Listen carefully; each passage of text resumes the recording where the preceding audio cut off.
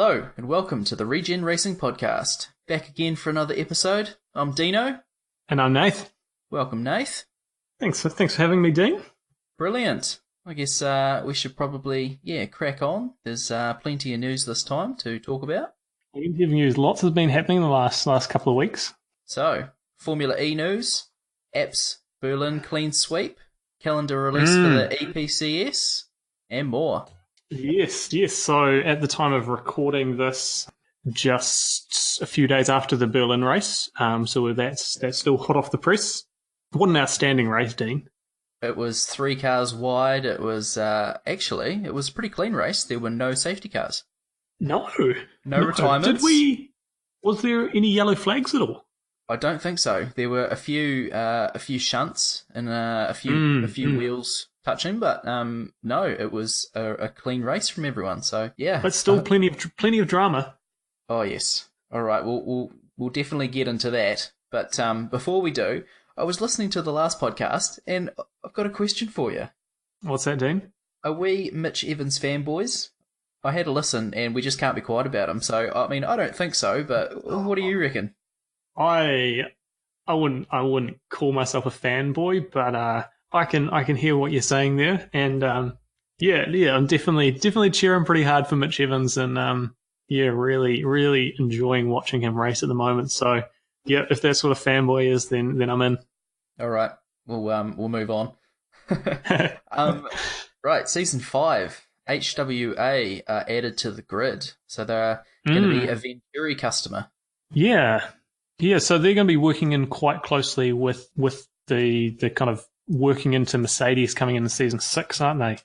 That's right, yeah. So currently, the HWA group is contracted by Daimler, which is the motorsport department of Mercedes, if I'm getting that correct.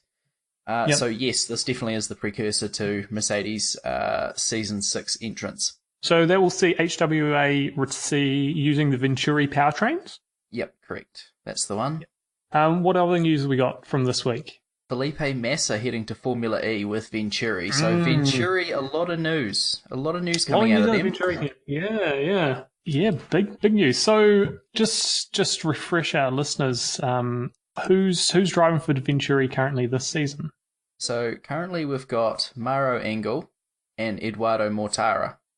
Now, Mortara does a lot of DTM, and he won the most recent race. I can't remember where it is. He is a very quick racer.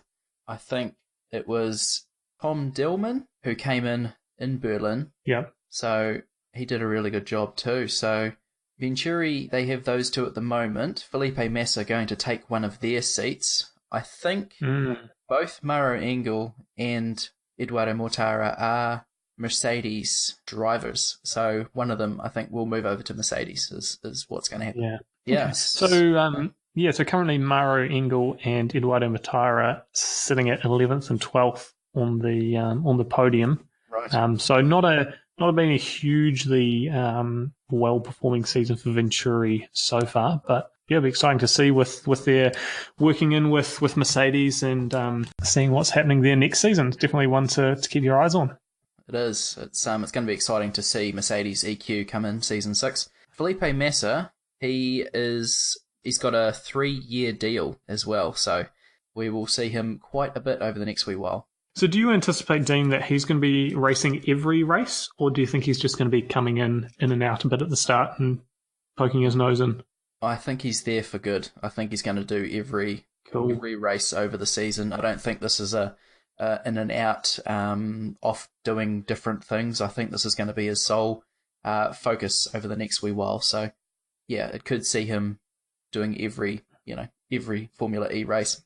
Now, we've got some statistics here for you as well from his time in Formula 1. So 271 races in Formula 1, 269 race starts. So he might have crashed out or something gave up on him. A few technical errors there.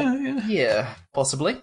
11 victories, 16 poles, 41 podiums, which is quite respectable, and 15 fastest laps. This guy has almost done 15,000 laps in Formula 1, so very experienced. Yeah, so he's been racing in Formula 1 since 2002? Right. It's a wee remembering while. rightly. Okay. Starting out with Sabre, big time at Ferrari then, and then on to Williams in the later couple of years. Definitely destroyed his teammates at Williams over the last few years, but yep. Yeah. He's a quick racer. Um, So what else have we got news-wise, Nathan? News-wise, so I'm going to pronounce this wrong, but Volkswagen deal to sponsor the Formula E's European races. So yeah, the Formula E is introducing a new trophy, which is most successful driver in a little mini championship formed around just the European races of Formula E next season. So yeah, we don't have a full calendar for next year, so we don't know how many races exactly that is going to be in there. But yeah, little sub series, sub championship in the main overall championship. So be cool to see that.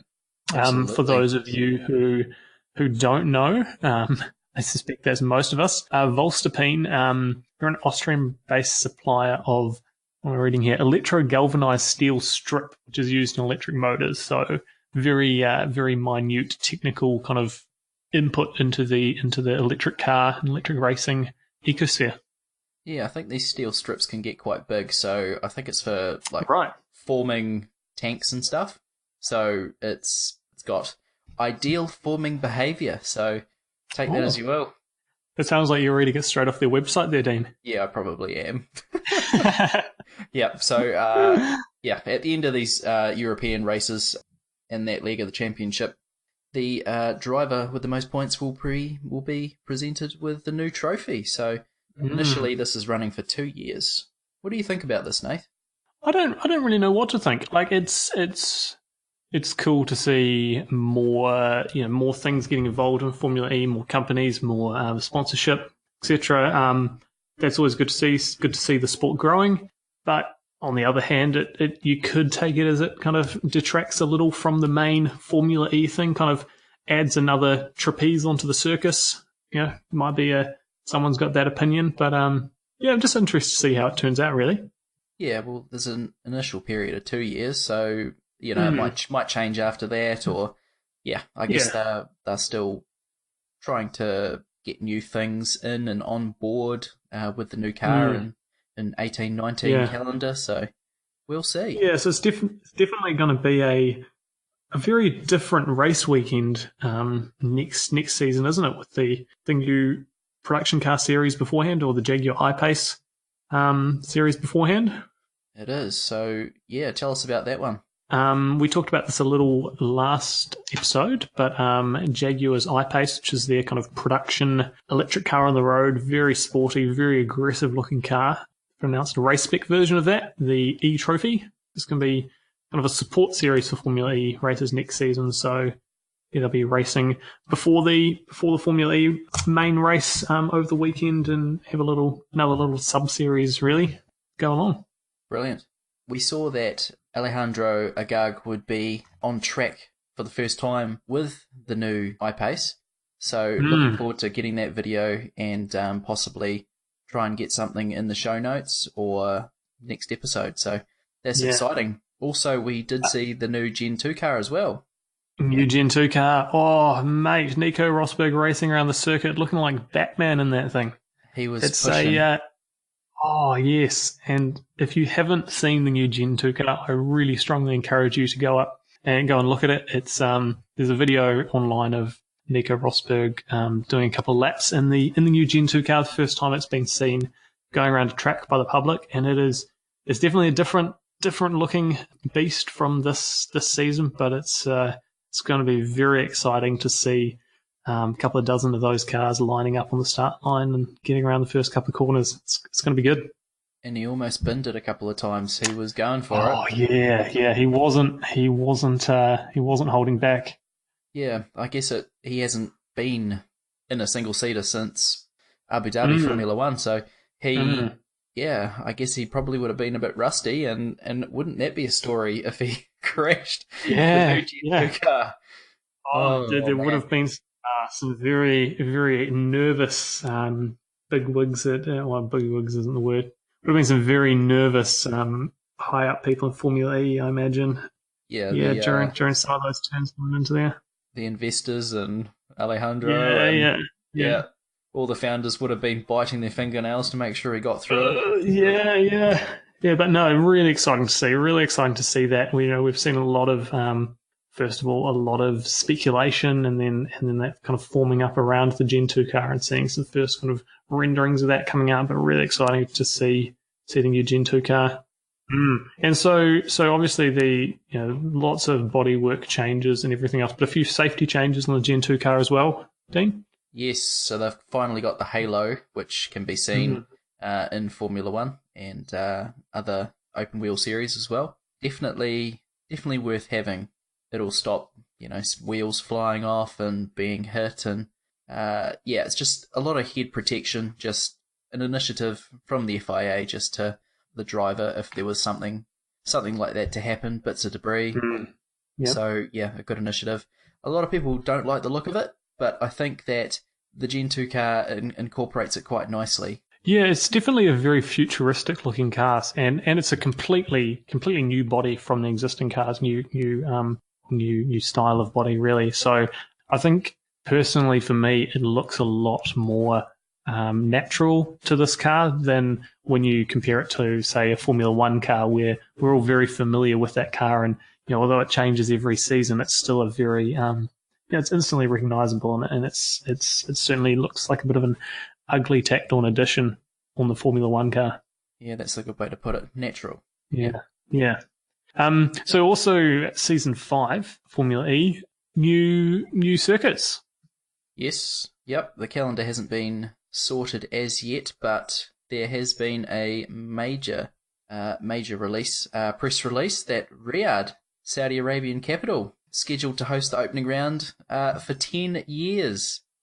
10 years. We are going to get very familiar with this race over the next few years, aren't we? We are, and hopefully it's an exciting one, because if it's not, you got 10 years to look at it.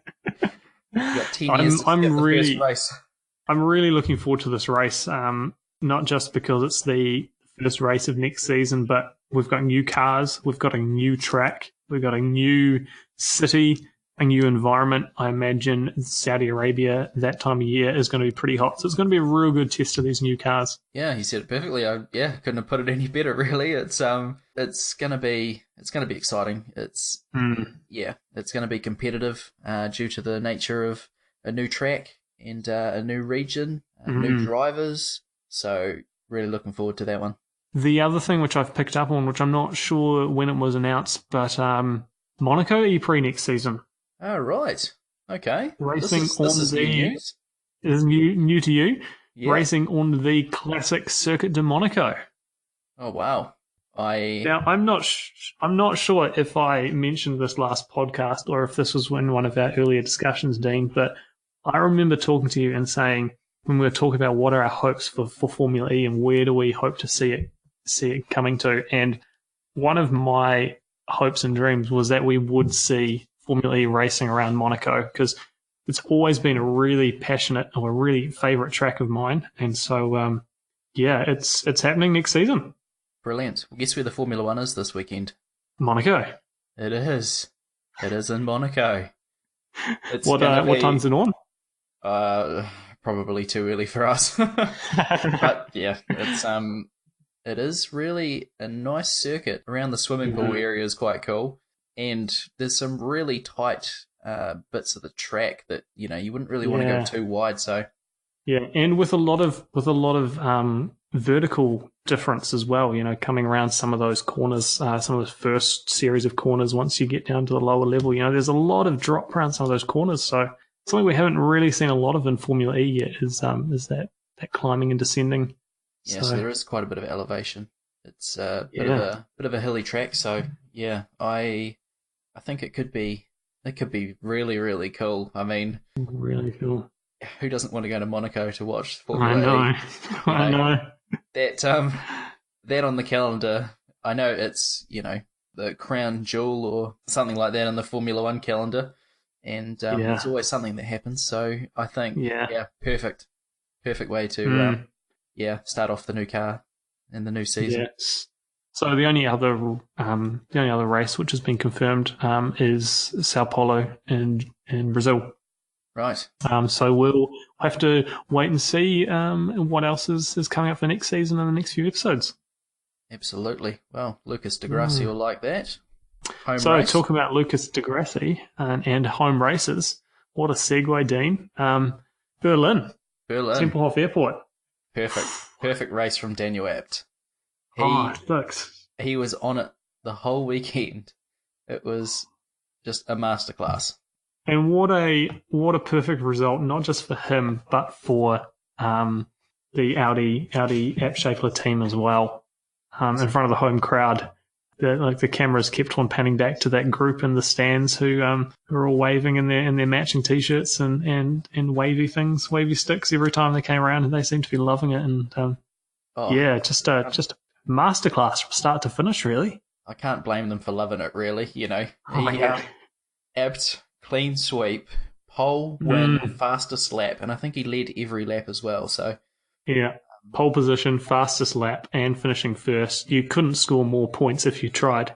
No, absolutely, and 1-2 as well for Audi, and that actually moves them up to second in the drivers in the constructors championship.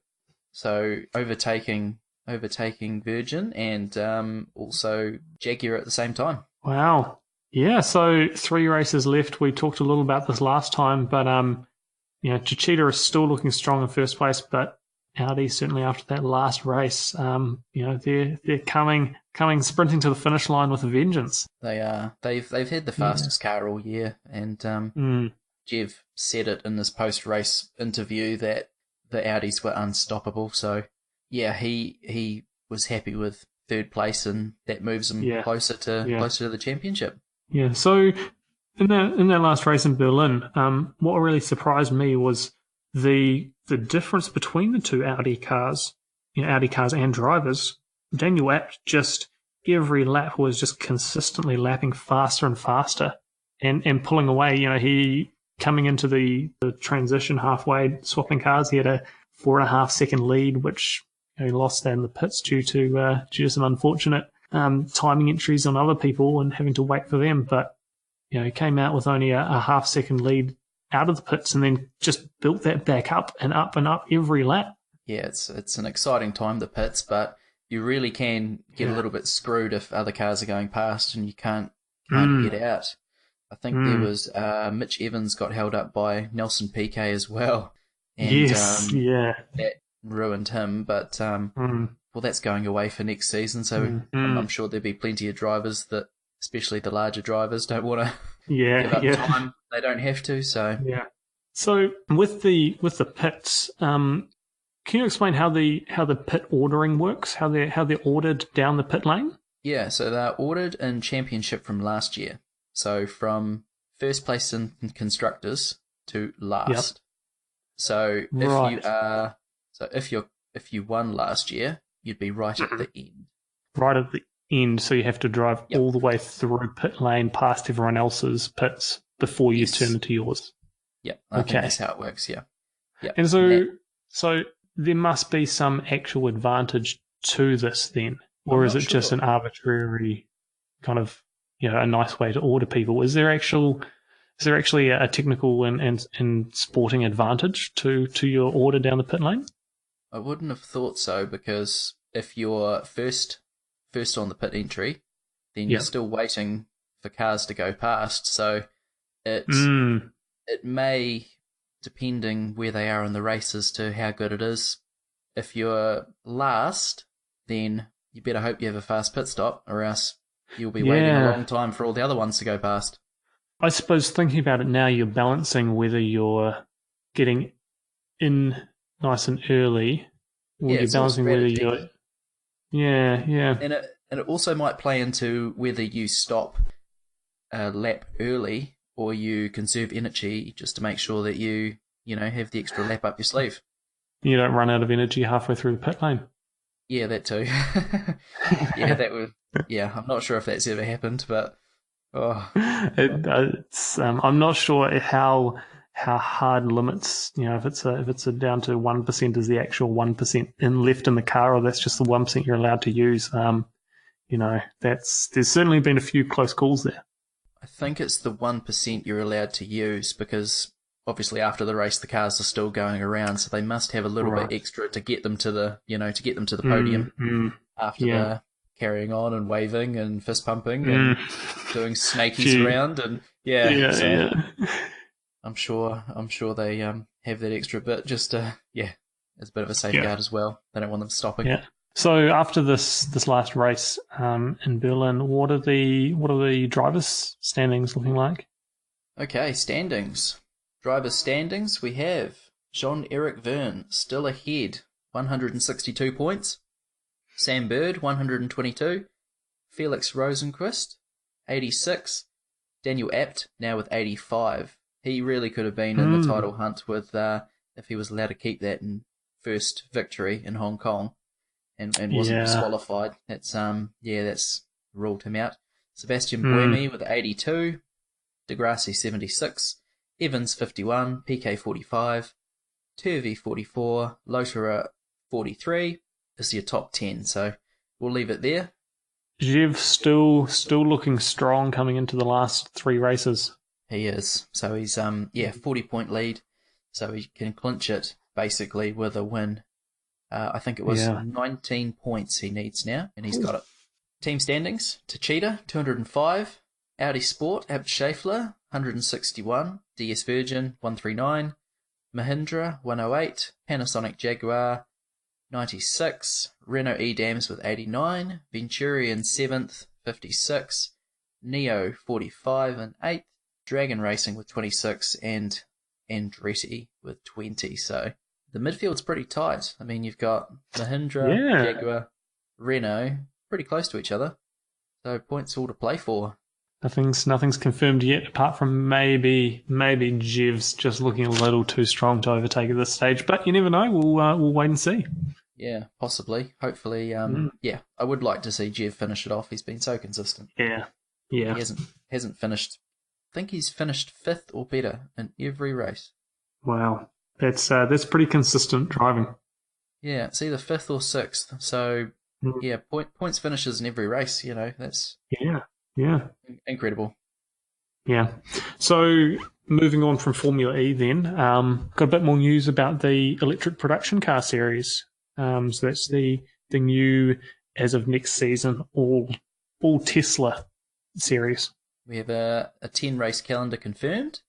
Not all of the circuits have been confirmed, but there's a large majority that have. So, you want to chat about that one?